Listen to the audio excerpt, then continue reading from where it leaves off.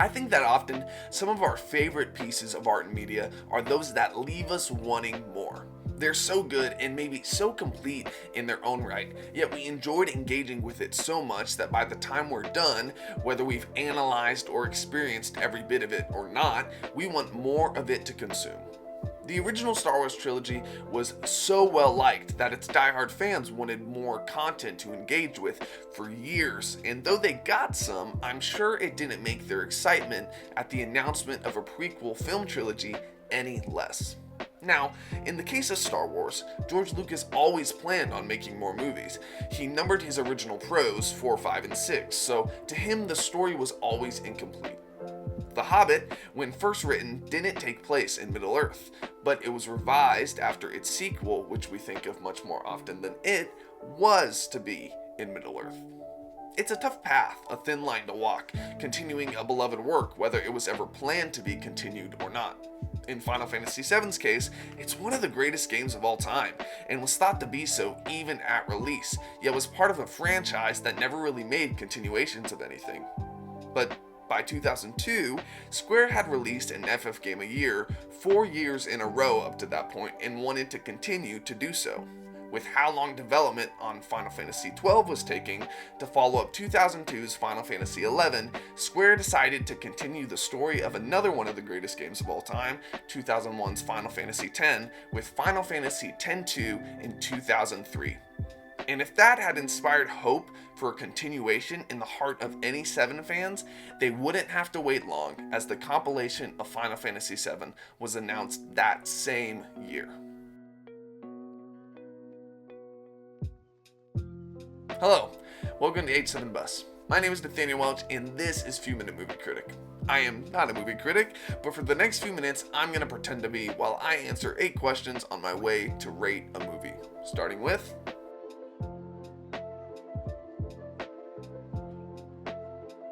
Final Fantasy VII Advent Children was released on DVD and PSP UMD on September 14th, 2005.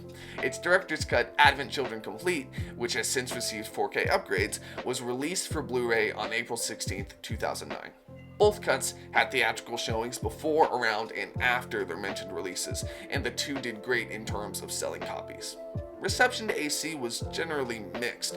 The original cut has a 50% rating on Rotten Tomatoes, and from what I've seen and read, the complete version is widely thought to be better.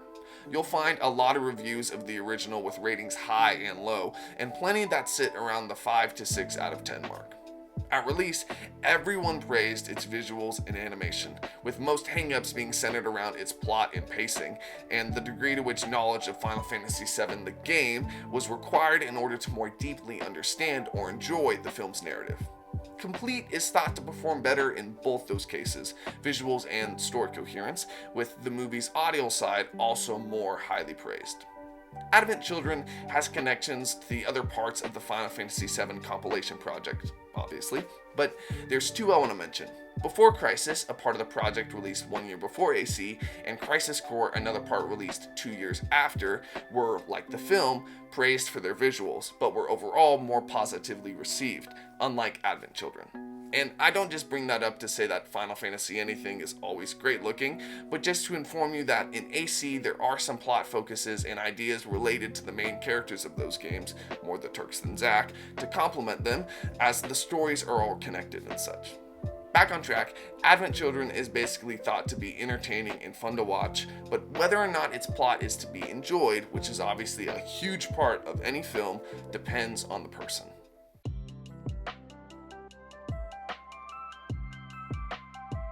The story takes place 2 years after the ending of the game. After what happened, those in Midgar have been trying to rebuild and move on, and they have made some progress. Cloud, again, is our main character, and the story mostly revolves around him, Tifa, and Rufus Shinra and the Turks.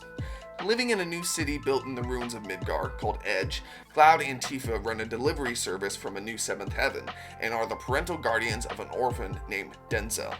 Barrett's daughter, Marlene, also lives with them, as Barrett has been off dealing with his past and searching for a new form of fuel humanity can use besides Mako.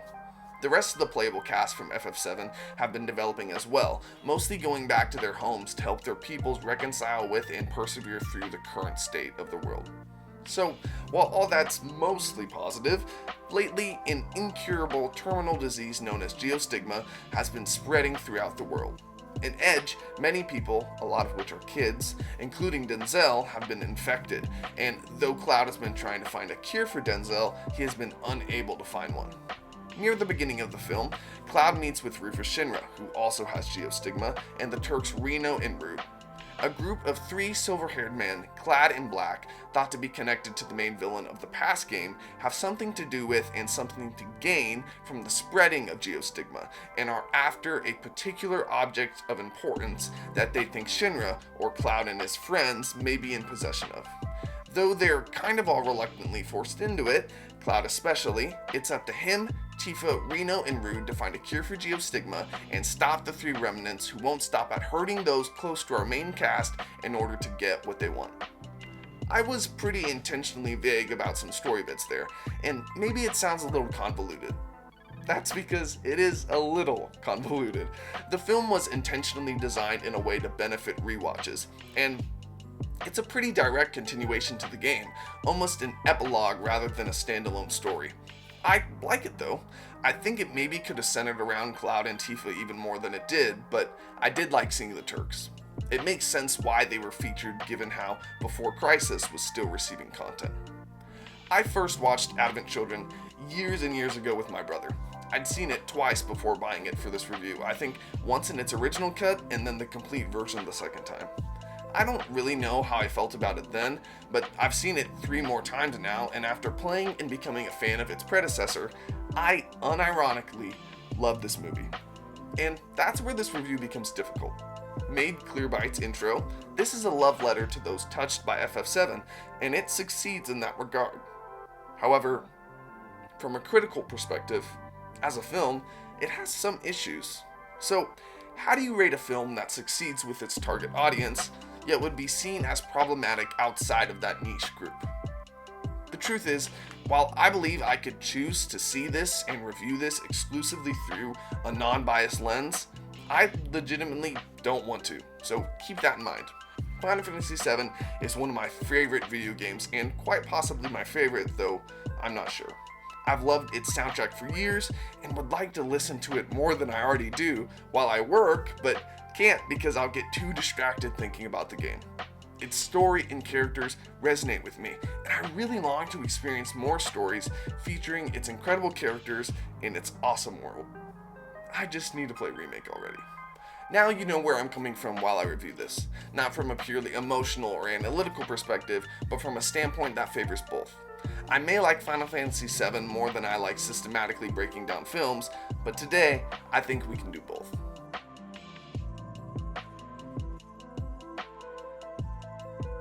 Let's start with what we can most all agree on. The presentation is great. For a movie that came out in 2005, it literally looks amazing. It was remastered when it became the complete edition in 2009, with its 4K remaster taking place in 2021. The graphics, animations, textures, models, and lighting are really good, and they all pretty much hold up fine today. The one thing that struggles to look modern at times is hair. Individual strands look jagged and pixelated, like they're in need of anti-aliasing. This is most noticeable with Tifa's hair, but is in general not super distracting or even very visible on every character, so it's the furthest thing from a deal breaker. It's crazy how well Advent Children has aged in the first place, and were you to up the contrast and saturation to counter its more muted art style, not that you should, add some AA, and be more aggressive with its use of shadows and lighting, I think you'd end up with something resembling modern video games. I mean, sometimes it looks like FF's PS2 FMVs, other times like its PS3 FMVs, and at times even better, with it looking like real-time FF15 a lot, but obviously more cinematic. It really all comes down to the lighting. Let's talk action and fight choreography. It's rhythmic, it's powerful, it's sweeping and grand, it's entertaining, it's fun to watch. Characters' personalities shine through while they fight. They all have their own style and differences. A lot of it is very exaggerated and feels Dragon Ball-esque to me as well. It's odd because while it is certainly awesome to watch, the fights that were more grounded I think were easier to get invested in from purely a visual and I guess caring more for the health of the character's standpoint. And while I would have preferred fights that were still energetic, powerful, and stylized, but were a little less anime, I think Square not restricting themselves and going the direction they did here was the right choice, or maybe a horizontal one. Because having such an exaggerated style can make the film's themes and the meaning behind scenes, much of which is expected to be inferred here, more prevalent. You can very clearly tell when one scene is pushing the importance of teamwork, when one is about having a reason to fight, and when one reflects the inner turmoil within a character.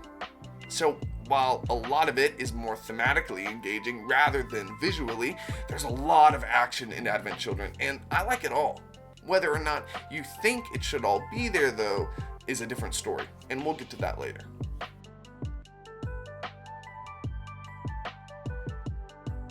The music is excellent.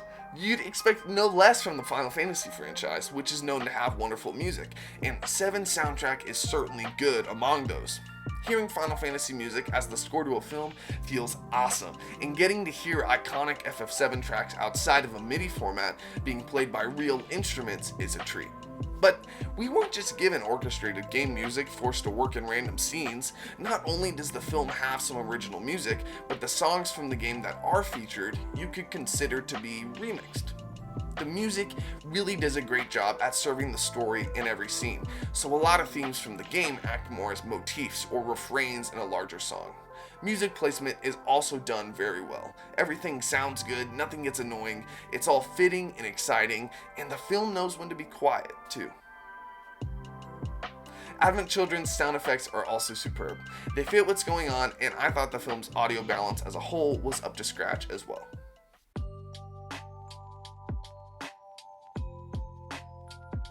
The story in general, I think, is good. It's interesting, makes you curious, and gets you asking questions, which the film mostly answers. And it's engaging. Even if you haven't played FF7 but managed to care about the characters while watching Advent Children, I think you'll stay wanting to see what happens next. For fans of the game, it does a good job at picking up where we left off. Not only does it give us a recap and fill in some gaps, but the current situations of each character in the world are believable. I don't think it's all in a direction every fan would absolutely love, but I'm sure some of them do, and for the most part, the others are probably fine with what Square chose to do and the story they chose to tell. AC's got a pretty strong sense of theme, too, but this is where we start to wade deeper into the subjective and the weeds. Just because the story is good doesn't mean it's told well, which is a classic Final Fantasy problem. With FF, you've always got interesting characters, creative backstories, complex yet relatable themes, understandable front stories and motivations, engaging openings, and clear foreshadowing for future development. That's all really great, so what is it that often goes wrong? Well, I think storytelling is hard. And Final Fantasy on many occasions falls into containing these obtusely told narratives. Complex ideas may fail to be explained, dialogue may lack clarity, twists may be surprising and believable, but the incident could leave you with many questions as a new concept or revelation of motive could have been introduced to you yet may go unaddressed. Now, I don't think every story needs to be communicated in a crystal clear way, lacking any opportunity for consumer inference. In fact, I would hate that. That's actually something I like about Final Fantasy. Its stories make you think, and they don't always immediately answer all your questions. You regularly get the opportunity to come up with your own thoughts and ideas and dive headfirst into a fully fleshed out world with new, fully developed concepts, even if you don't understand them. I think there's a scale to all this though, and I feel that FF often struggles to find the balance. I'm pretty sure it's been intentionally obtuse at times, but it's not like it's always that way either, and I think it purposely being that way has been pretty rare. Final Fantasy has always done a great job at environmental storytelling, which is a valuable skill when intentionally trying to deliver your plot in a vague way. It seems to me that for FF in general, its first-rate environmental storytelling and the depth of its worlds is historically a big part of what keeps players immersed, and it helps compensate for any flaws in its narratives. I'd also say that with Final Fantasy games, it's very clear when they're trying to leave something open for interpretation or are intentionally being vague or ambiguous. However, if those moments are so easily recognizable, you'd think that there would be some consistency to the way we're left feeling. The problem is, in some cases you're left confused, and in another you realize that you don't need to fully know or understand and can move on. So with Advent Children not being a game, how's its storytelling? It's okay. It's crazy because the way it's paced, the way the plot develops, and the way the dialogue is written feels very reminiscent of its video game predecessor. I certainly had to stay focused watching the movie and had to have my brain ready to continue down, jump between, and connect multiple narrative threads. You'll be switching between the present, visions, and flashbacks and other scenes constantly, but I had no trouble following along. It's almost like the story is told in a different language from usual that you obviously need to know in order to fully understand it. It's like when you first read a book that's over 100 years old or something, and it takes a minute for you to adjust to the way character dialogue and even the book in general is written. Because we don't speak that way anymore. Language evolves over time. Knowing Final Fantasy VII, understanding its world and characters, and being familiar with its primary themes is crucial to getting a full grasp of Advent Children. And I would say that, yeah, the film expects you to have played the game. And like the game, the film is also genuinely silly sometimes, and it lets you know that it's aware of its silliness. But that's not to say it doesn't still try to tell a serious story. Its humorous presence is not at the expense of the narrative. So, for those unfamiliar with the original game, I think AC's story will probably come off as being pretty scatterbrained. They should be able to tell what's generally going on, but it may feel all over the place, and I imagine there would be an initial disconnect as one tries to mentally piece the plots together. It's one of those films that, for me, gets better every time I watch it, which, as I mentioned earlier, is due to intentional design. As you watch again and again, you understand it more, you learn to better read its subtext, and if you're like me, really begin to appreciate what they were trying to do with it. But not everyone wants to watch a film multiple times to get the full experience out of it, so that'll certainly turn some people off from it. Advent Children ends up telling a good story in a variable but okay way that's not bad, but I don't think can be considered truly good unless someone possesses knowledge of the source material.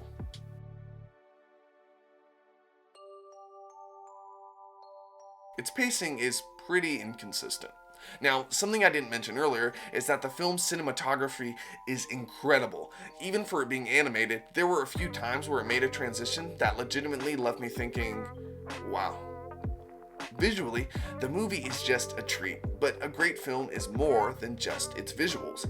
Its pacing is not bad, but it's not great. Some action scenes feel like they go a little too long, and don't take that to mean that they're not entertaining. This is a super fun movie to watch, but certain set pieces feel a little bloated, while some notable dialogue scenes I'd say are cut too short. I'm left having enjoyed the movie, fully not wishing for it to be any shorter, but for it to have been longer with just a few more personal character moments.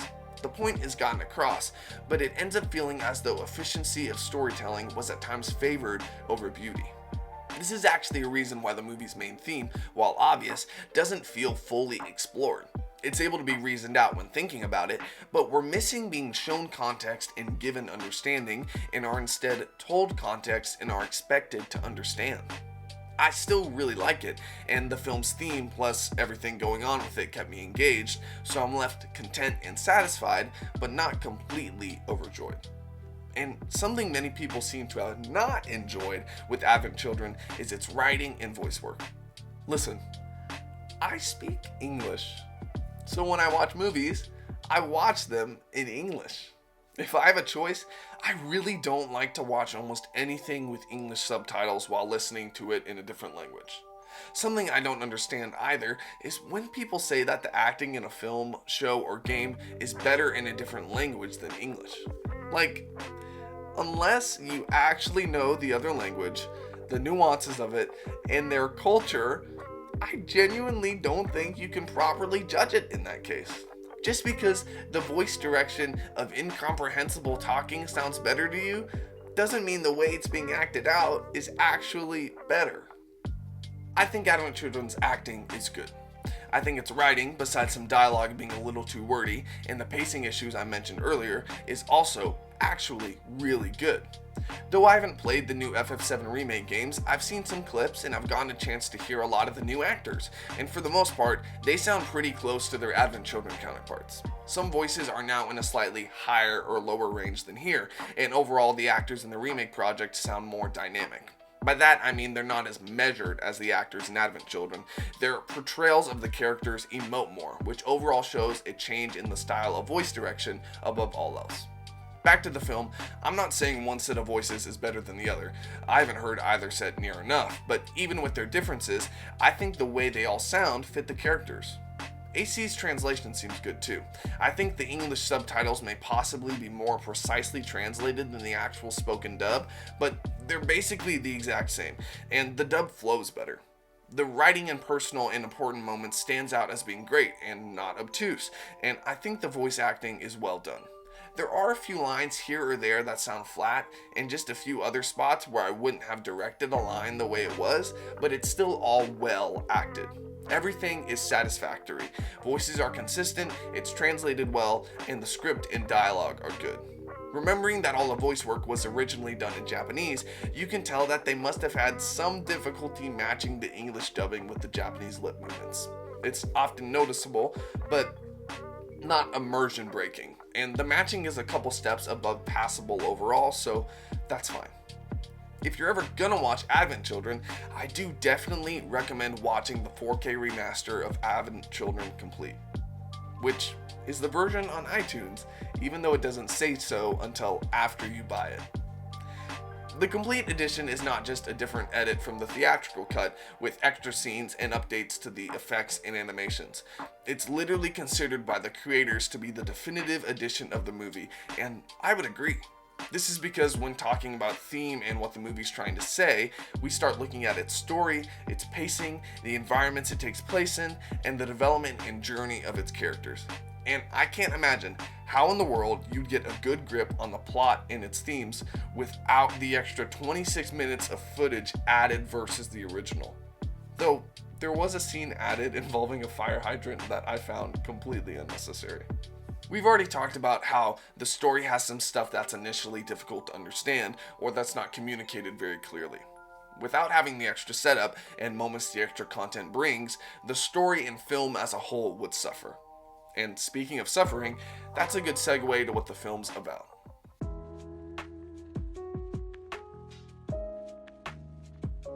Advent Children is primarily about not suffering alone. The Final Fantasy franchise is about love and loss, and that's all featured here plenty, but the film follows Cloud learning to accept help. Learning that his friends and family, who like him are also dealing with survivor's guilt, care about him, want to be with him, and want to help him, even if he doesn't currently feel capable of helping them. That's his biggest hurdle, that Cloud loves his family and wants to help them, but when he no longer feels like he's able to, he becomes deeply broken.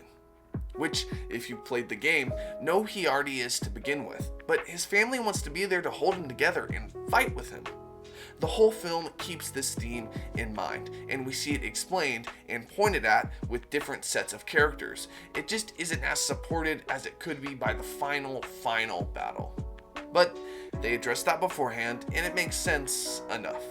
I just think they had an opportunity for it to be more powerful. Yet, then again, maybe not. Because even though Advent Children features many original characters from the game, it's really thematically centered around Cloud and Tifa. So I think the direction they went with the climactic battle is fine. Characters' development and journeys are mostly resolved by then anyway. There are also these connected themes about perseverance and learning to forgive yourself.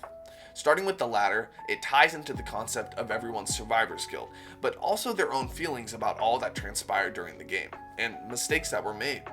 Talking about the former, it's a hopeful, in this context, look at how humanity will always persevere, and how we should too, especially through our personal difficulties.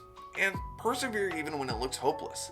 In the midst of our pain and guilt, eventually we have to learn from it and move on, or at least get back up again.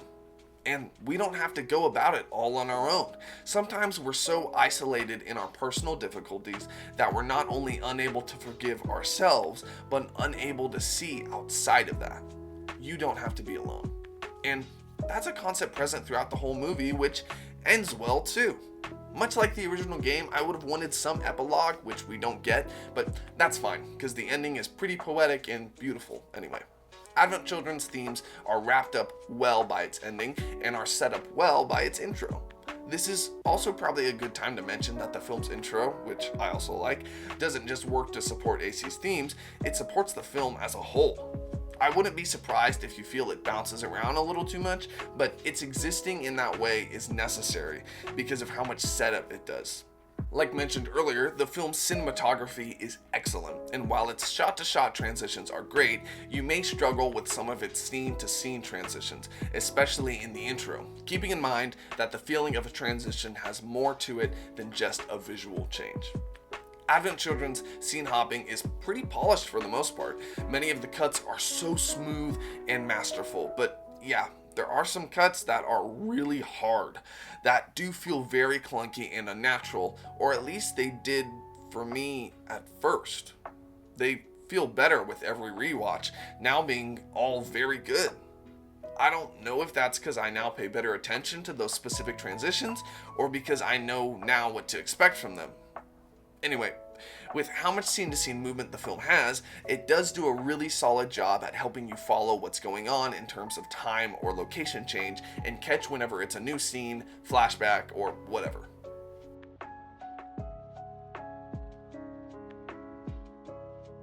I don't know what Square's plan for after Part 3 of Remake is, but as far as I know, Advent Children is still supposed to be canon, and the story is still leading there. If they decide to remake the movie like they've been remaking the game, with the benefit of hindsight, some rewriting, and a little more focus given to the plot, I think that they could truly make an incredible film. But what about the one we've already got? Here's the deal. I think that Advent Children is a good movie. It's certainly my favorite video game movie, and I think the best one I've seen. I like it over the Super Mario Bros. Movie, Sonic 1, and Sonic 2. I haven't seen 3 yet. I like that it takes itself seriously and attempts to tell a deeply meaningful story that was created to emotionally impact those who were inspired by the original game and its legacy. I also really enjoy its story and the lesson it's trying to communicate.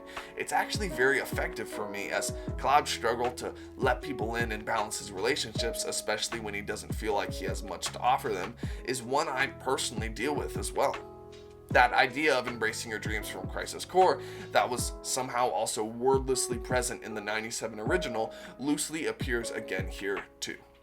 Cloud journeys to become who his family needs him to be rather than who others say that he is. I think the objectively best film I've ever seen is the extended edition of The Lord of the Rings: The Return of the King. But it's not my favorite movie, even if I think critically that it's the best. It's probably one of my favorites, but Advent Children is definitely one of them. It's not perfect, but I really enjoy it, flaws and all. And I think it's a worthy sequel to the original game. And I just want to say, I've come to honestly cherish Final Fantasy VII, and through reviewing this game and now this film, I've finally gotten clarity for myself on why it's such a beloved installment in the franchise, and why it's been so influential for many games and gamers in general. So, with all that said, in just a few minutes, how good of a movie is Final Fantasy VII Advent Children? Well, it is a good movie. And what is a film if not ultimately supposed to be entertaining and inspiring? It's flawed, but it's so high effort. I give it a rating of 7 out of 10.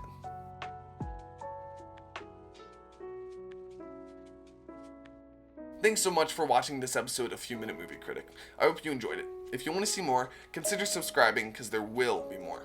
Future episodes of this show will probably be fewer minutes. This one was special to me, and there's something that will come out when I'm in between games for Video Game Previewer. Anyway, let me know your thoughts on Advent Children in the comments. Hope you have a good next few minutes, and God bless.